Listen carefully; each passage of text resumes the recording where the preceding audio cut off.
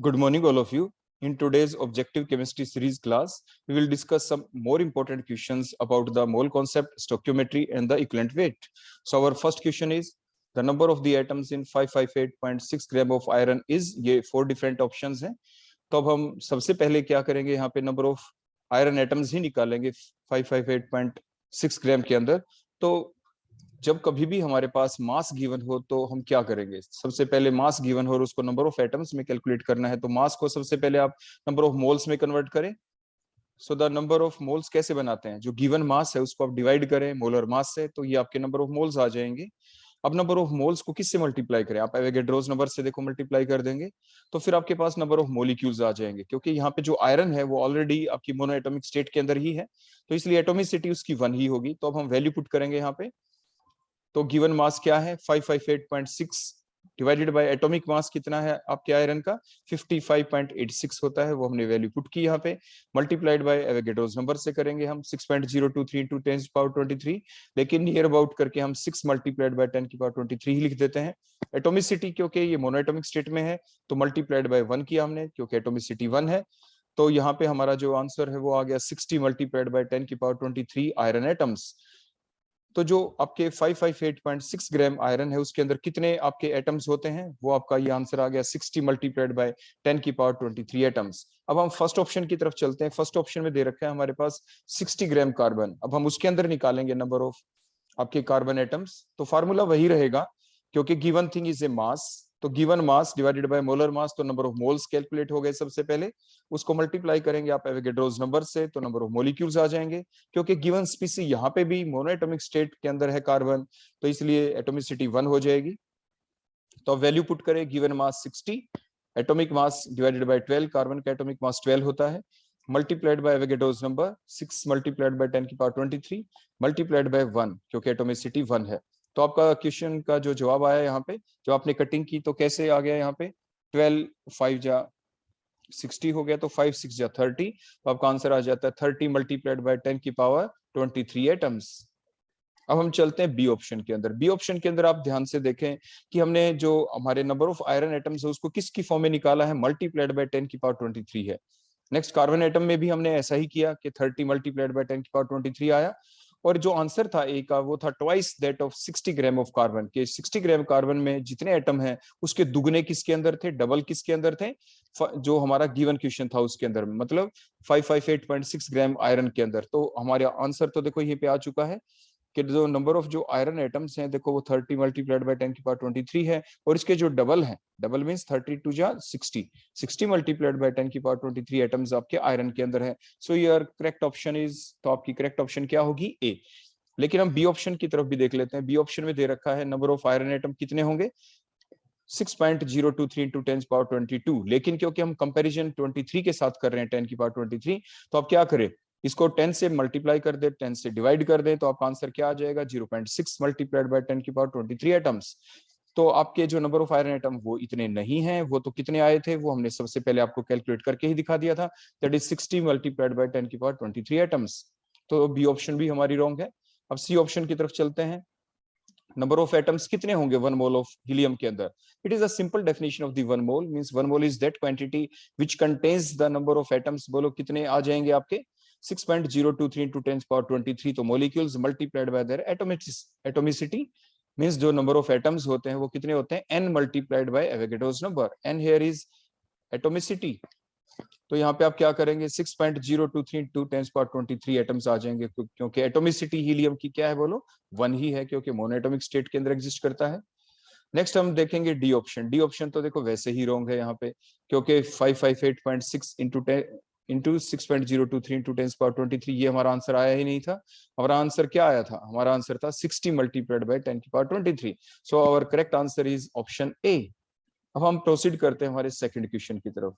What volume of H2 gas at 273 Kelvin and 1 atmosphere pressure will be consumed in obtaining 21.6 gram of the elemental boron from the reduction of boron trichloride by the hydrogen?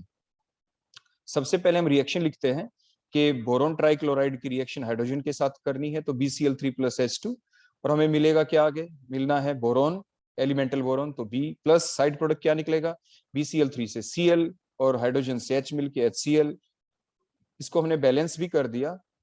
Balance करने के बाद अब हम क्या करेंगे, देखो सबसे पहले हम ये देखते हैं हमारे लिए गिवन क्या है।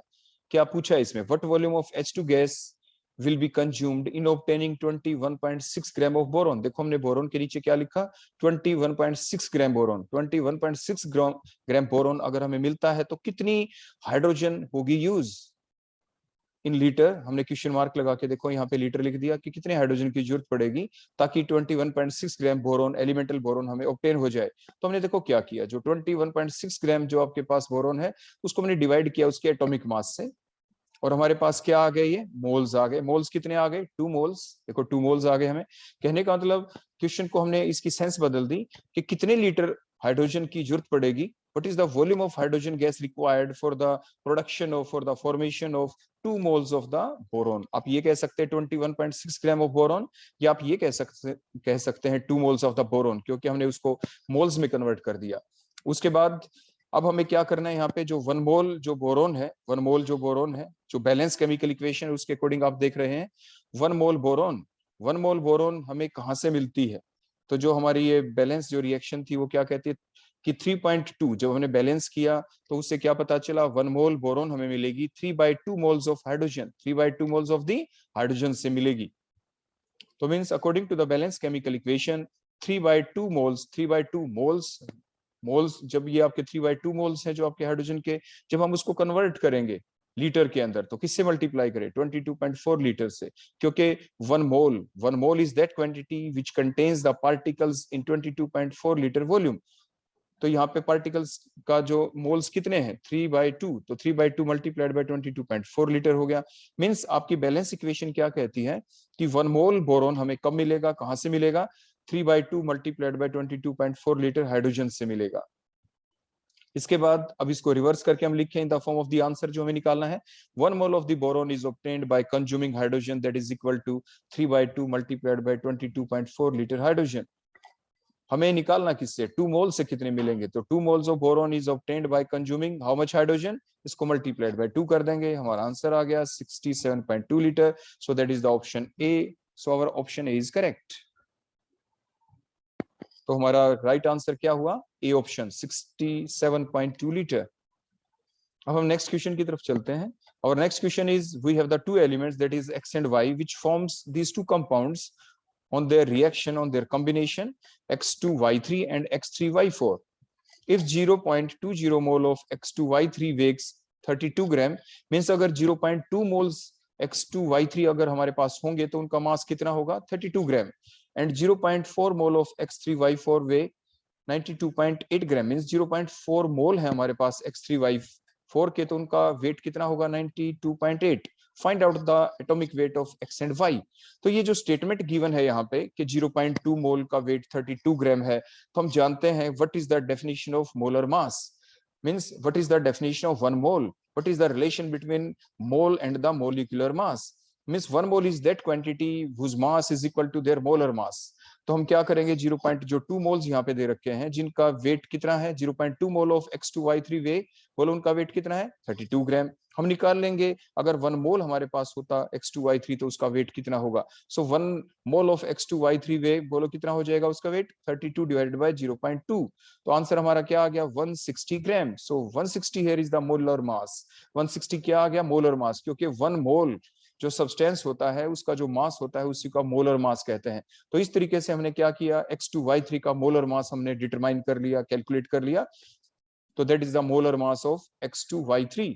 सिमिलरली हम क्या करेंगे, जो सेकंड स्टेटमेंट गिवन है क्वेश्चन में कि 0.4 मोल ऑफ X3Y4 का वेट कितना है 92.8 ग्राम, 1 मोल का कितना हो जाएगा 92.8 divided by 0.4, answer comes out to be 232 gram. तो ये वेट किसका है, ये 1 मोल ऑफ X3Y4 का वेट है। सो that is the molar mass of X3Y4।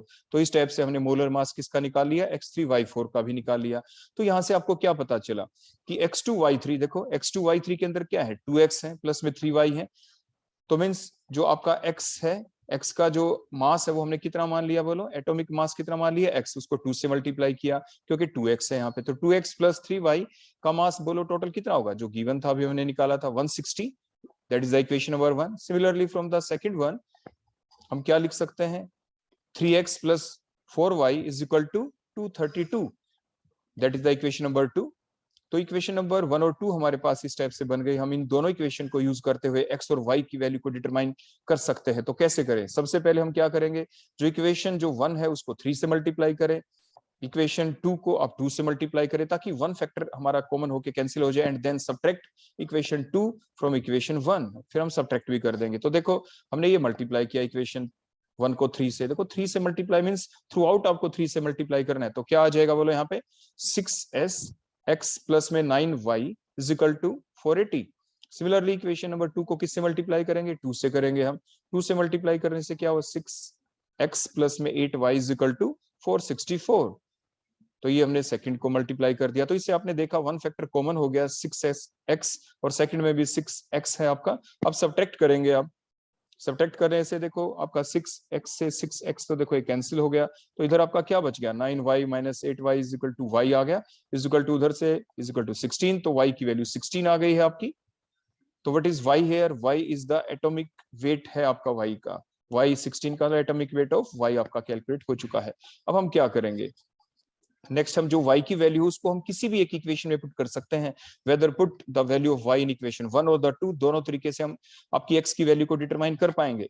तो हम ऐसा करते हैं कि put the value of y in equation number 1 के अंदर हम पुट कर देते हैं, इन इक्वेशन नंबर 1 के अंदर हम पुट करेंगे in equation number 1, we get, हमें क्या मिलेगा, 2x plus 3y is equal to क्या था ये 160। ना put the value of y की वैल्यू क्या है 16, 16 को पुट करें y की जगह, तो 2x plus 3 multiplied by 16 is equal to 160।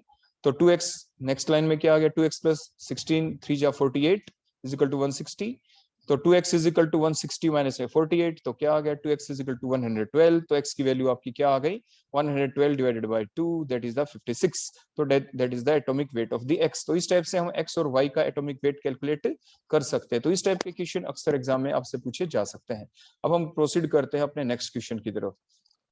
We have an hydrocarbon, देखो ध्यान दें, वी हैव एन हाइड्रोकार्बन, जो कंपाउंड है वो हाइड्रोकार्बन है। इट मींस उस कंपाउंड के अंदर सिर्फ दो ही टाइप के एटम है, one is the carbon, other one is the hydrogen. तो जो कार्बन है वो कितने परसेंट है, hydrocarbon contains 85.7% carbon and the, और if 42 milligram of the compound contain 3.01 into 10 की power 20 molecules, what is the molecular formula of the compound? तो देखो फिर से हमें मोल कॉन्सेप्ट को भी यहाँ पे यूज करना होगा, क्योंकि there are many definitions of the mole. Mole का जो रिलेशन है वो मास के साथ भी है, means one mole is that quantity whose mass is equal to the molar mass or the atomic mass. One mole is also that quantity which contains the atoms or the molecules equal to, molecules होंगे तो कितने होंगे, 6.02 into 10 power 23, 6.02 into 10 power 23 जो molecules होते हैं उसके मास को हम वन मोल कहते हैं, उसके मास को हम मोलर मास कहते हैं। और जो इतने मोलिक्यूल्स होते हैं 6.02 into 10 power 23 या वन मोल या मोलर मास, अगर वो गैसीय स्टेट के अंदर है वो सब्सटेंस, तो वो कितना वॉल्यूम ऑक्युपाई करता है, that is the 22.4 litre. So that is the relations in between the relation of the mole with the mass or the number of molecules or with the volume। लेकिन यहाँ पे जो हमारे पास जो कंपाउंड है hydrocarbon, अब इसमें क्या दे रखे हैं कि 42 milligram of the compound contain 3.01 multiplied by 10 raised to power 20 molecules। तो 3.01 into 10 power 20 जो मोलिक्यूल्स हैं उनका तो मास कितना है, 42 मिलीग्राम है। तो अब हम क्या करेंगे, हम निकाल लेंगे सबसे पहले मोल्स। तो ये जो मोलिक्यूल्स हैं इनको मोल में कन्वर्ट कर ले। तो नंबर ऑफ मोल्स कैसे निकालेंगे, means number of atoms, given number of जो एटम है वो कितने हैं, 3.01 मल्टीप्लाइड बाय 10 की पावर 20 को आप डिवाइड कर दे एवोगैड्रोस नंबर से, मींस 6.02 into 10 पावर 23 से वो नंबर ऑफ मोल्स आ गए। तो कोई हमने नंबर ऑफ मोल्स निकाल लिए डिवाइड करके, तो आंसर आ गया आपका 0.5 into 10 पावर -3 मोल्स। अब हम क्या करेंगे, जो मोल्स आ गए आपके, ये इतने मोल्स हैं और आगे इसका मास कितना है, तो नंबर ऑफ जो मोल्स आपके आए थे यहाँ पे given mass by molar mass, ये आपका फार्मूला होता है। तो उसके बाद हम क्या करेंगे, हम मोलर मास निकाल लेंगे। यहाँ से क्या निकालेंगे बोलो, मोलर मास। मोलर मास कैसे निकालेंगे, मोलर मास को ऊपर ले जाए, नंबर ऑफ मोल्स को नीचे ले आए, तो given mass divided by number of moles आ गया। तो बोलो 42 मल्टीप्लाइड बाय क्या था, बोलो गिवन मास कितना है इसका 10 की power -3 divided by number of moles, क्योंकि जो मोलिक्यूल्स थे उसको अपने डिवाइड कन्वर्ट कर लिया था मोल्स में, तो 0.5 मल्टीप्लाइड बाय 10 की पावर -3। तो इस तरह से आपका आंसर कितना आ गया बोलो, यहाँ पे आपका आंसर आ गया 84।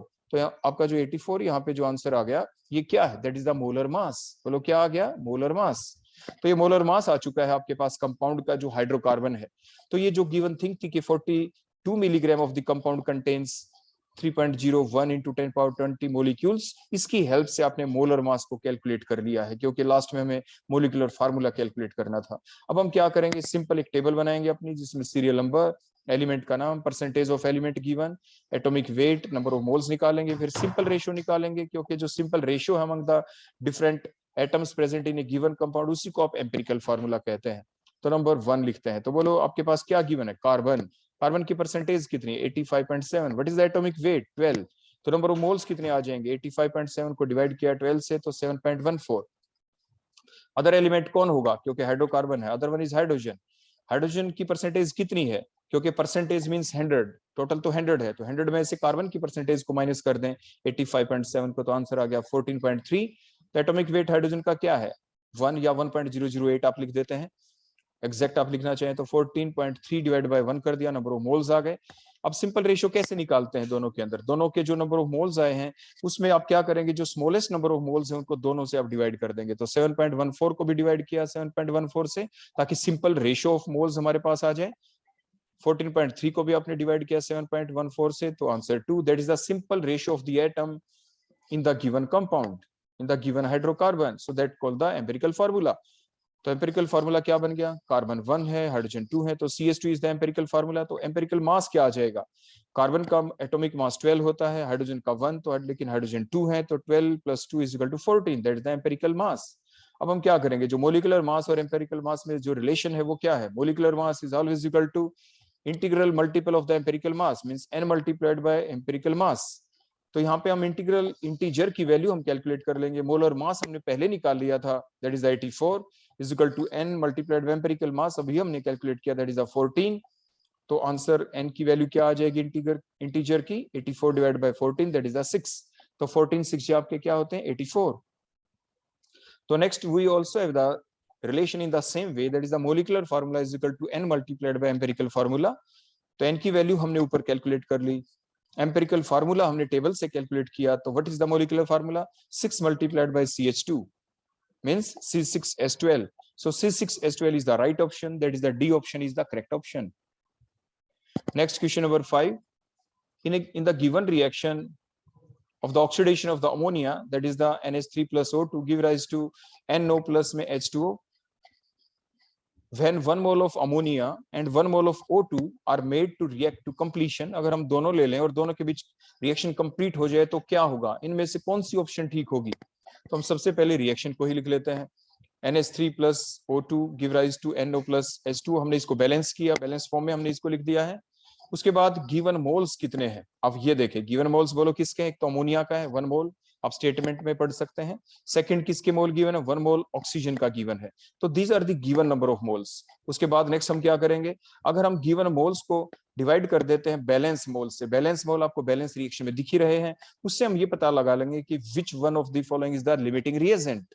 सबसे पहला काम ये होता है कि जो भी गिवन मोल्स हैं, क्योंकि आपको दिख रहा है कि जो अमोनिया और ऑक्सीजन के बैलेंस करने के बाद जो गिवन मोल्स है वो 1:1 रेशियो में नहीं है, वो 4:5 रेशियो में है। मींस अगर 4 मोल अमोनिया के रिएक्ट करेंगे तो किसके साथ करेंगे, 5 मोल्स ऑफ O2 के साथ, 4 मोल ऑफ O2 के साथ रिएक्ट नहीं करते। It means among the given moles, that is the 1 mole of ammonia का गिवन है, 1 मोल O2 का गिवन है, मींस दोनों आपके बैलेंस इक्वेशन के अकॉर्डिंग गिवन नहीं है, means one of the species present in excess. तो एक्सेस में कौन है और कौन आपका लिमिटिंग रिएजेंट है, limiting reagent means the species which is completely used up during the reaction is called as the limiting reagent. तो सबसे पहला काम है लिमिटिंग रिएजेंट का पता लगाना। तो लिमिटिंग रिएजेंट का पता लगाने का बिल्कुल सिंपल तरीका है कि क्योंकि मोल्स की फॉर्म में थे तो हमने क्या किया, गिवन मोल्स को जो 1 गिवन है उसको डिवाइड कर दे इनके बैलेंस मोल से। तो अमोनिया के केस में गिवन मोल 1 है और बैलेंस मोल 4 है, तो 1/4 is equal to 0.25। In case of the oxygen given moles are 1 and balance equation के अकॉर्डिंग जो उसके मोल्स की जरूरत पड़ती है दैट इज 5, तो 1/5 दैट इज 0.20। तो जो लीस्ट मोल्स किसके हैं, किसकी क्वांटिटी छोटी आ गई, बोलो वो है ऑक्सीजन। तो which one is the limiting reagent, limiting reagent is O2 here. O2 जो है वो यहाँ पे लिमिटिंग रिएजेंट है, लिमिटिंग रिएजेंट वो स्पीसी होती है जो कंप्लीटली यूज अप हो जाएगी। तो अब हम क्या करेंगे, नेक्स्ट हमारा काम है हमारे ये जितनी भी जो 4 चीजें हैं, लिमिटिंग रिएजेंट की हेल्प से ही हम रिमेनिंग जो 3 आपके कॉन्स्टिट्यूएंट पार्टिकल्स है रिएक्शन के अंदर उसका पता लगा सकते हैं। मींस क्या पता लगा सकते हैं? लिमिटिंग रिएजेंट कौन निकला? वो आपका निकल गया, बोलो कौन? That is the O2। आपको यहां से दिख गया कि लिमिटिंग रिएजेंट O2 है। मींस O2 की हेल्प से ही अब हम क्या निकालेंगे कि जो गिवन मोल थे, 1 मोल था आपके ऑक्सीजन का, 1 मोल कितने मोल ऑफ अमोनिया के साथ रिएक्ट होगा, और जब 1 मोल कितने अमोनिया के साथ रिएक्ट होने के बाद कितने मोल्स NO के बनेंगे, कितने मोल वाटर के बनेंगे, यही तो हमारी ऑप्शन के अंदर गिवन है। वही अब हम यहाँ पे चेकआउट करेंगे। तो सबसे पहले हम चेकआउट करते हैं what are the number of the moles of ammonia consumed. Means 1 mole आपकी जो O2 है वो कितने मोल ऑफ अमोनिया के साथ रिएक्ट करेगी। तो उसके लिए बड़े सिंपल सा ये तरीका होता है, number of the moles of ammonia consumed किसके इक्वल होता है कि balance moles of ammonia, ammonia के कितने बैलेंस मोल हैं, जैसे 4 है, उसको आप डिवाइड कर दें किससे? Balance mole of the limiting reagent से, और multiplied by given moles of limiting reagent से आप उसको मल्टीप्लाई भी कर दे। मींस देखो 4 क्या है? बैलेंस मोल है अमोनिया के, क्योंकि उसी के मोल्स हम कैलकुलेट करना चाहते हैं। डिवाइड किससे करेंगे? बैलेंस मोल लिमिटिंग रिएजेंट के वो कितने हैं? 5, और मोल्स गिवन कितने हैं लिमिटिंग रिएजेंट के? तो multiplied by 1, so answer is 0.8 moles.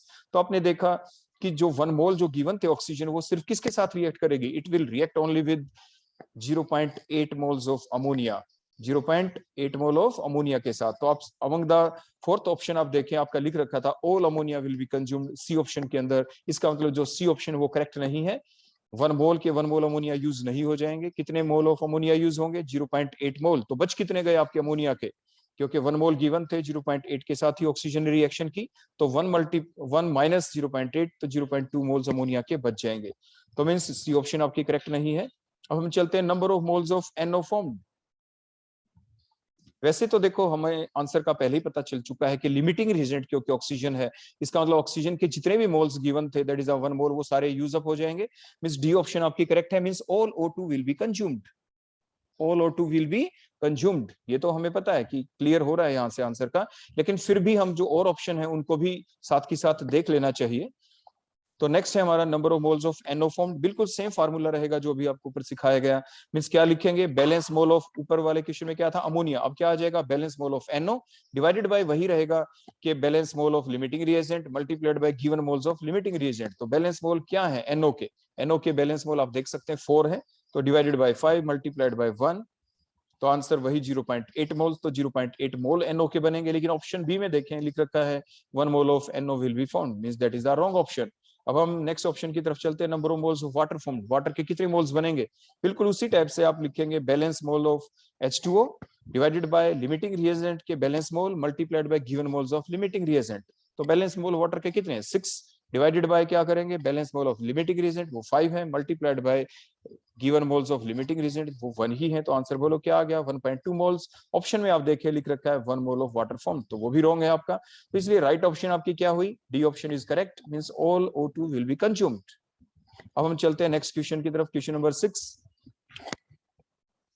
2 moles of H2O on reaction with 11.2 liter of SO2 at NTP to form X moles of sulfur. तो what is the value of X? तो X की value क्या है?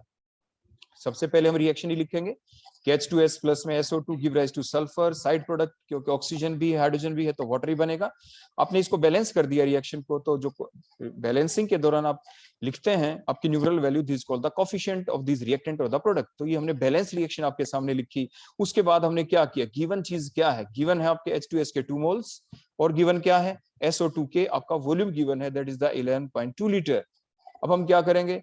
आपके जो 11.2 litre जो given थे उसको आपने डिवाइड किया, गिवन वॉल्यूम को अगर हम डिवाइड कर दें आपके 22.4 से, दैट कॉल द मोल। वही तो मोल की डेफिनेशन है। What do you mean by 1 mole? 1 mole is that quantity which contains the species in 22.4 litre. 22.4 litre के अंदर जो भी आपके कितने भी स्पीसी क्यों ना प्रेजेंट हो वो 1 मोल है। 1 mole is that quantity which whose mass is equal to the atomic और the molar mass. 1 mole is that quantity which has the molecules equal to the 6.02 into 10 power 23, या मल्टीप्लाइड बाय n कर दें, atomicity of the molecule से कर दें तो उसके number of atoms आप कैलकुलेट कर सकते हैं। तो यहाँ पे हमने जो गिवन वॉल्यूम था उसको आपको कन्वर्ट कर लिया है नंबर ऑफ मोल्स के अंदर, तो ये नंबर ऑफ मोल्स आ गए हैं क्योंकि 11.2 को आपने किससे डिवाइड किया? 22.4 लीटर से। तो 0.5 क्या है? 0.5 हियर आर दी मोल्स। तो 0.5 जो हमने यहाँ पे लिखे हैं ये आपके बोलो क्या आ चुके हैं? These are the moles. Calculate क्या कर रहे हैं, हमने क्वेश्चन मार्क लगाया, कैलकुलेट हमें करने हैं कि number of moles of sulphur formed, sulphur के कितने मोल्स बनेंगे। तो अब हमारा काम सबसे पहले क्या हो गया, उसी टाइप से गिवन बाय बैलेंस्ड, तो हमें लिमिटिंग रिएजेंट का क्योंकि पता लगाना था। गिवन क्या है, H2S के मोल्स 2 मोल है, बैलेंस कितने हैं 2 है, तो 2 divided by 2 is equal to 1। Similarly in case of the SO2 आपके जो गिवन मोल है वो कितने हैं 0.5, क्योंकि गिवन वॉल्यूम को हमने मोल्स में कन्वर्ट कर लिया था, तो 0.5 डिवाइडेड बाय, और बैलेंस मोल कितने 1, तो 0.5। अगर आपके दिमाग में ये चीज आती कि हमने कन्वर्ट क्यों किया, तो वैसे भी कर सकते थे कि 1 मोल का वॉल्यूम कितना होता है, 1 मोल का वॉल्यूम होता है बोलो 22.4 लीटर, गिवन वॉल्यूम कितना है 11.2। तो अगर आप गिवन मींस वॉल्यूम को डिवाइड करते 1 मोल के वॉल्यूम से, तो 11.2 डिवाइड बाय 22.4 लीटर लिखते, तो भी आपका आंसर यही आना था 0.5। तो अब यहां से आपको पता चल गया कि बोलो किसकी वैल्यू कम आई है गिवन बाय बैलेंस करने से, SO2 की। तो which one is the limiting reagent, limiting reagent is SO2, SO2 here is the limiting reagent. Means जो अब हम अमाउंट कैलकुलेट करना चाहते हैं, what is the number of moles of the sulphur formed, वो सिर्फ और सिर्फ हम आपकी लिमिटिंग रिएजेंट की हेल्प से ही डिटरमाइन करते हैं, लिमिटिंग रिएजेंट की हेल्प से ही डिटरमाइन करते हैं। तो अब हम क्या करेंगे, number of mole of the sulphur formed, जैसे फार्मूला आपने बताया था पीछे अभी के, नंबर ऑफ मोल्स कैसे कैलकुलेट करेंगे with the help of limiting reagents. तो आप क्या करते हैं, जो बैलेंस मोल है सल्फर के वो देखेंगे आप, divided by balance mole limiting reagent के, multiplied by given moles of the limiting reagent. तो बैलेंस मोल सल्फर के कितने हैं बैलेंस रिएक्शन के अकॉर्डिंग, वो 3 है आपके, तो 3 divided by balance mole SO2 के कितने, जो कि एक लिमिटिंग रिएजेंट है, तो divide by 1 multiplied by given moles of limiting reagent, वो आपके कितने थे 0.5, क्योंकि आपने गिवन वॉल्यूम को मोल्स में कन्वर्ट कर दिया था। तो आंसर आपका क्या आ गया 1.5, 1.5 means option A is correct. Next हम प्रोसीड करते हैं अपने क्वेश्चन नंबर 7 की तरफ। तो hydrated salt of the Na2SO4.NH2O, आपके पास हाइड्रेटेड आपका कंपाउंड है sodium sulphate, which undergo the dehydration reaction, means it will lose the 55% loss in weight on heating and becomes anhydrous, और वो anhydrous हो गया। what is the value of N, N की value हमें calculate करनी है, means जो अगर हाइड्रेटेड फॉर्म में जो सॉल्ट है उसके अंदर कितने वाटर मोलिक्यूल अटैच रहते हैं। तो सबसे पहले हमने रिएक्शन को ही लिख दिया कि जो हाइड्रेटेड सॉल्ट था जब हमने उसको हीट किया तो एनहाइड्रस सॉल्ट मिल गया प्लस वाटर लॉस हो गया, NH2O लॉस हो गया आपके। अब हमने क्या किया, जो हाइड्रेटेड आपका सॉल्ट है उसका मास हमने निकाल लिया यहाँ पे टोटल। सोडियम का एटॉमिक मास कितना होता है 23, तो 23 टू जा 46 लिया, सल्फर का 32 होता है, प्लस ऑक्सीजन का 16, तो 16 4 जा 64। आप इन सबको सम अप करके देखेंगे तो आपका 142 आ जाएगा, प्लस वाटर का 18 होता है, एन मोल अटैच है तो 18 N आ गया, that is the total molar mass of the hydrated salt, hydrated given salt. जब हमने इसको हीट किया तो उसके बाद क्या हुआ, वाटर लॉस हो गया सारा, तो वाटर का मास कितना आ गया, वाटर का मास है 18, N मोल्स आपके लॉस्ट हुए थे तो 18N हो गया।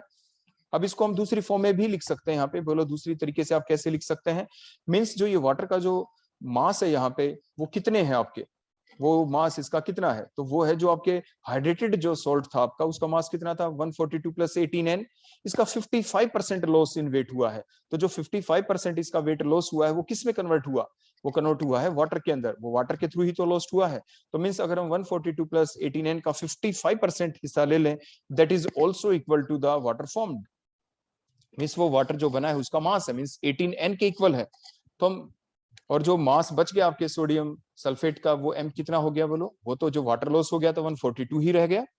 अब हम इसको अगर परसेंटेज की फॉर्म में देखते कि मान लीजिए जो हाइड्रेटेड सॉल्ट है उसका वेट अगर 100 ग्राम है, ये सेकंड वे हम बता रहे हैं, 2 तरीके हैं इसको सोल्व करने के। अगर ये 100 ग्राम होता तो वाटर कितना बन जाता, percentage of water that is 55% loss हुआ है तो 55 ग्राम होता वहां पे। अगर ये गिवन ना हो, कह दे X% लॉस हो गया Y%, तो आपकी जो 55 ग्राम लिखा है वहां पे X और Y हम लिख देंगे। उसके बाद जो आपका एनहाइड्रस सॉल्ट है उसका मास कितना 100 minus percentage of water loss, जो भी परसेंटेज गिवन हो, जैसे यहाँ पे 55% गिवन है तो 45 आ गया। तो इस बेसिस के ऊपर हमने यहाँ पे क्या देखा, कैसे अब हम कैलकुलेट कर सकते हैं यहाँ पे, तो हम लिख सकते हैं कि जो 142 प्लस 18N का जो 55% हमने लिया था वो किसके इक्वल था, that is the amount of water formed. तो वो कितना बना था 18N is equal to 18N हम लिख देंगे। अब हम यहाँ से N की वैल्यू को बड़ी आराम से कैलकुलेट कर सकते हैं। तो 142 प्लस 18N क्रॉस मल्टीप्लाई किया आपने, 100 ऊपर चला गया 55 नीचे, तो यहाँ से 142 प्लस 18N, तो यहाँ से आ जाएगा 32.72N जब हम इसको सिंप्लीफाई करते हैं। उसके बाद नेक्स्ट स्टेप के अंदर आपने 32.72 के अंदर से माइनस कर दिया 18n को, तो आपका 14.72 n इज इक्वल टू 142। तो n की वैल्यू हमने कैलकुलेट की, that nearly comes out to be 9.6, nearly equal to the 10। So our correct option is D. So D is our correct option. तो जो हाइड्रेटेड सॉल्ट है उसके अंदर water molecule कितने अटैच हैं? 10 मोल्स अटैच हैं। इसको आप दूसरे तरीके से भी कैलकुलेट कर सकते हैं। सेकंड वे क्या है, जैसे अभी आपने देखा, molar mass of anhydrous salt divided by n multiplied by molar mass of the water, क्योंकि वाटर के साथ वाटर के n मोल्स तो होंगे ही।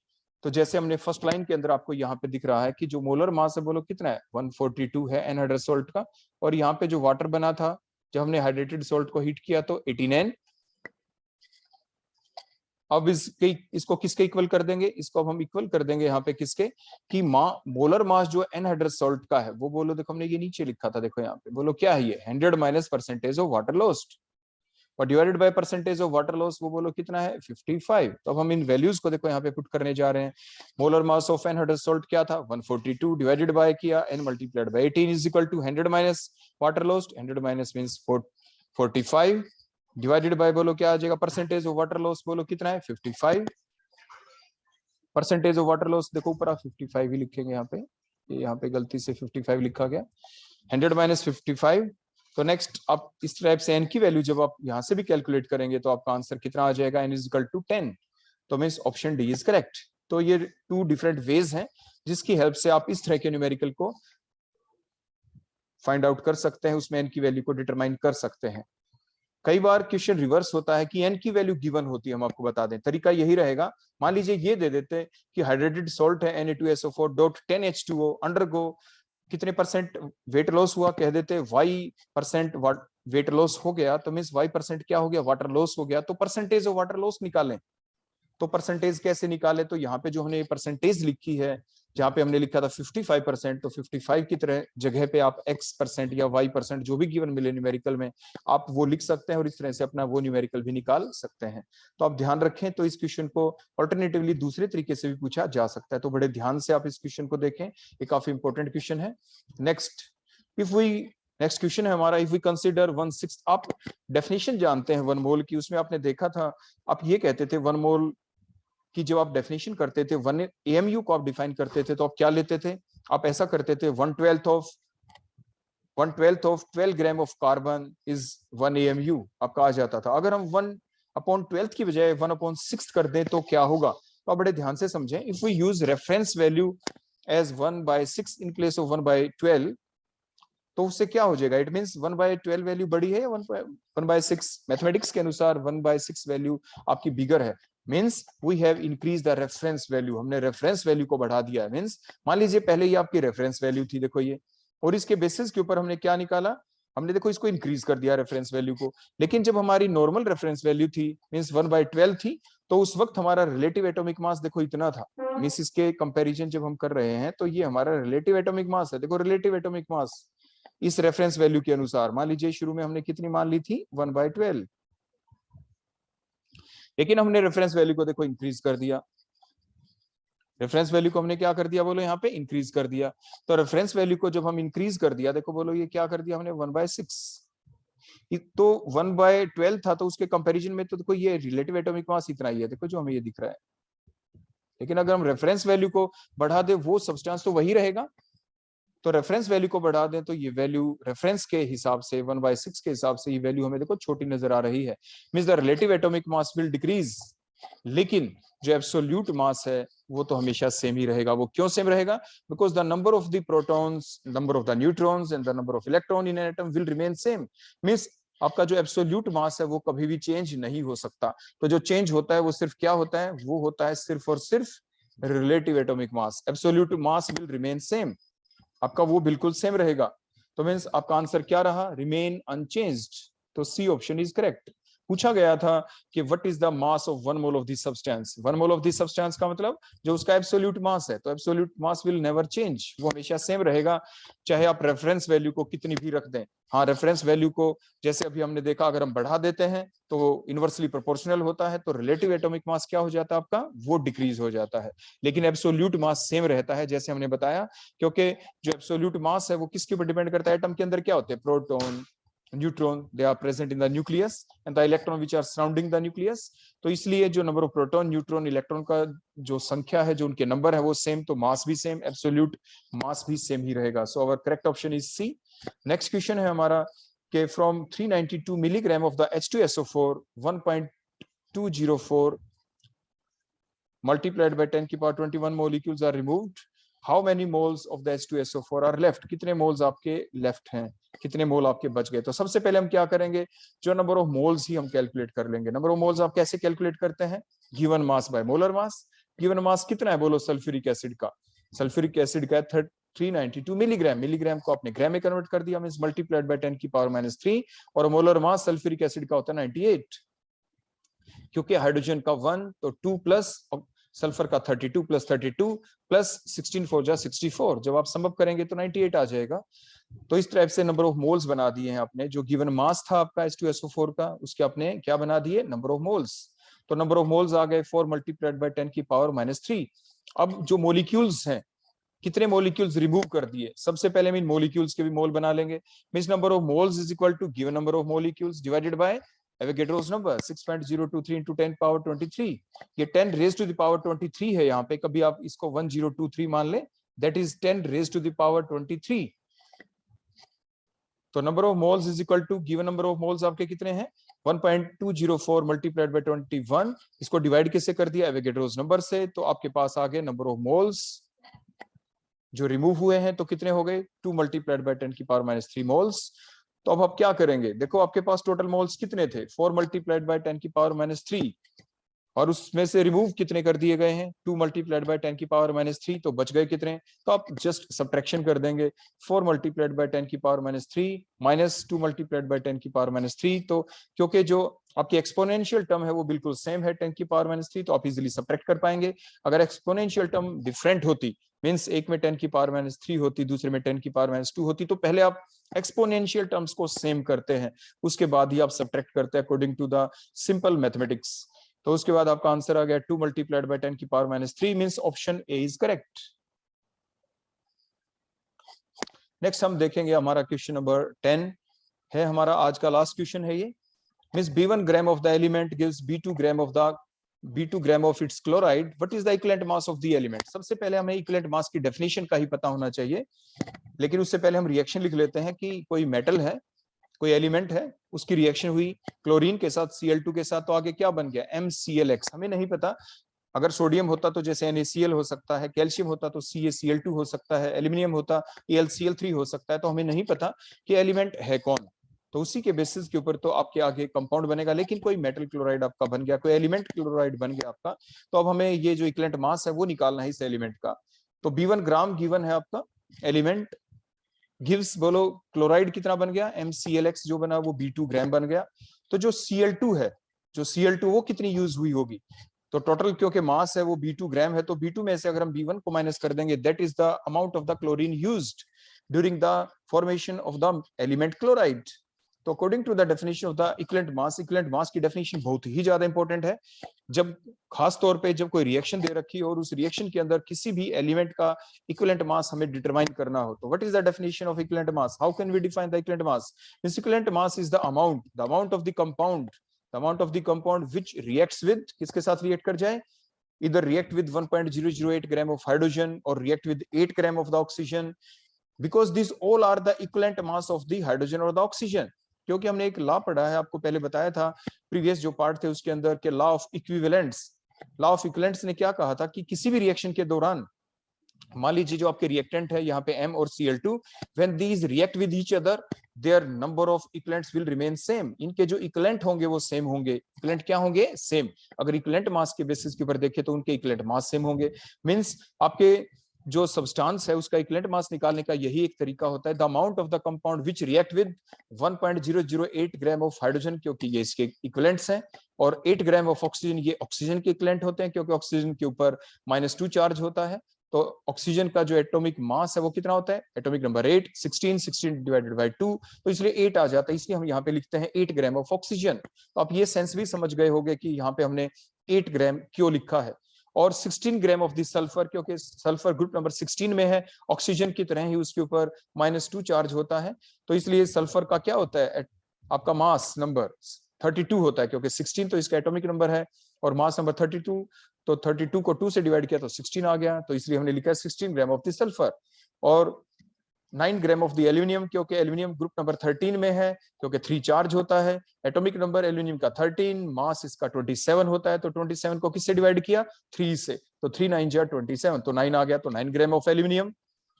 और 35.5 ग्राम ऑफ क्लोरीन, क्योंकि इसका एटॉमिक जो इसका जो मास नंबर होता है, एटॉमिक मास जो होता है वो 35.5 है, डिवाइड इसको 1 से ही किया, क्योंकि ग्रुप 17 एलिमेंट है, -1 चार्ज होता है इसमें।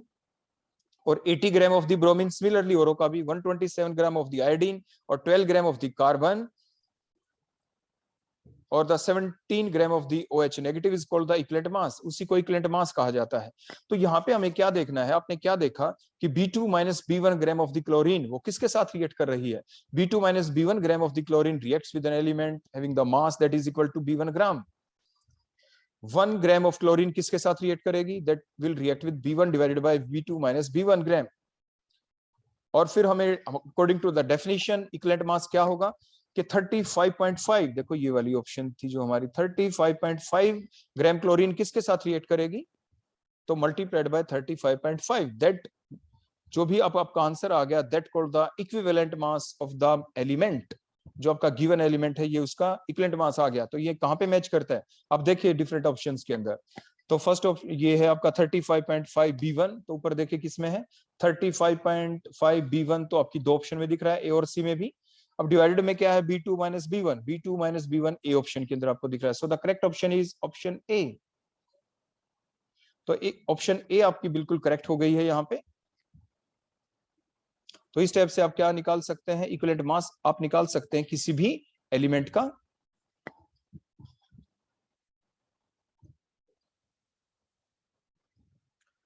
तो इस टाइप से आप कोई भी जो रिएक्शन दे रखी हो उसमें किसी भी जो एलिमेंट है उसका इक्विवेलेंट मास आप निकाल सकते हैं। जनरली जो इक्विवेलेंट मास की डेफिनेशन है उसमें जो आपसे क्वेश्चन निकलवाया जाता है वो हाइड्रोजन के साथ रिएक्शन हो सकती है, ऑक्सीजन के साथ हो सकती है, क्लोरीन के साथ हो सकती है, ब्रोमीन और आयोडीन के साथ, इनके होने के चांस ज्यादा होते हैं एग्जाम में जो पूछने के।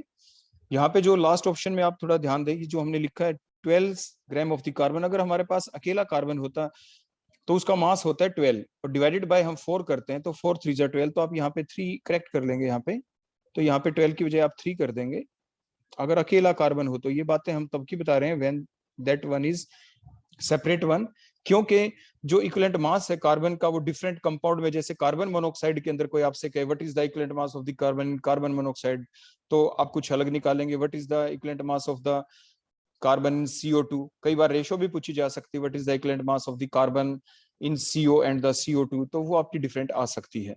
तो ये हमने देखा कि अकेला जो एलिमेंट है जैसे कार्बन लिया, तो इस टाइप से आप ये करेक्शन कर लेंगे। तो that is our last question. तो हमारी जो नेक्स्ट जो पार्ट आएगा उसके अंदर हम कुछ और भी अच्छे अच्छे क्वेश्चन लेके आएंगे आपके लिए, मोल कॉन्सेप्ट आपके ऊपर, आपके इक्विवेलेंट मास से रिलेटेड, क्योंकि वो कॉम्पिटिटिव लेवल के हिसाब से काफी इंपॉर्टेंस रखते हैं। और बेसिक नॉलेज आपकी मोल कॉन्सेप्ट की होनी सबसे ज्यादा जरूरी है। आप जब फर्दर प्रोसीड करना चाहते हैं अपने कॉम्पिटिटिव एग्जाम के लिए, क्योंकि मोल कॉन्सेप्ट आपकी कभी भी किसी भी क्वेश्चन के अंदर यूज हो जाती है, चाहे वो आपके फिजिकल हो, इनऑर्गेनिक हो, ऑर्गेनिक हो, कोई भी ऐसा क्वेश्चन दे दें जिसमें आपसे मोल कॉन्सेप्ट अप्लाई करवा लेंगे। Thank you.